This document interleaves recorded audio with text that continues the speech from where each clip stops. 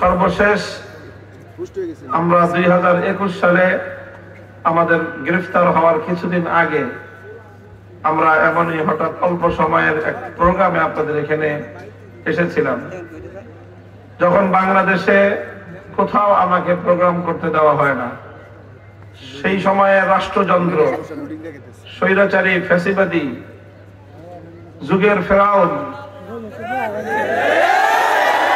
ভিনদেশী কৃতদাসী শেখ হাসিনার জুলুমতন্ত্রের চূড়ান্ত নিগৃহণের শিকার হয়ে বাংলাদেশের যেখানেই আমার মাহফিল হতো সেখানেই প্রশাসনের পক্ষ থেকে আমাদেরকে বাধা দেওয়া হতো এবং কোথাও আমাকে প্রোগ্রাম করতে দেওয়া হতো না।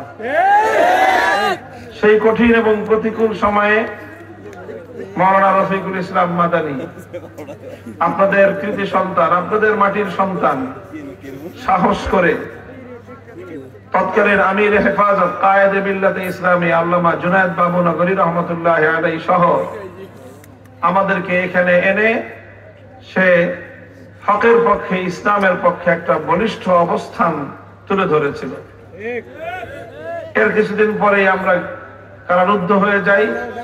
মাঝখানে দীর্ঘ 3 বছর সময় অতিক্রান্ত হয়ে যায়। এই আমাদের কারামুক্তির পরের এই প্রথম বছর চলছে। আবারও আপনাদের সঙ্গে সাক্ষাতের সুযোগ হলো, আল্লাহ পাকের শুকরিয়া আদায় করি।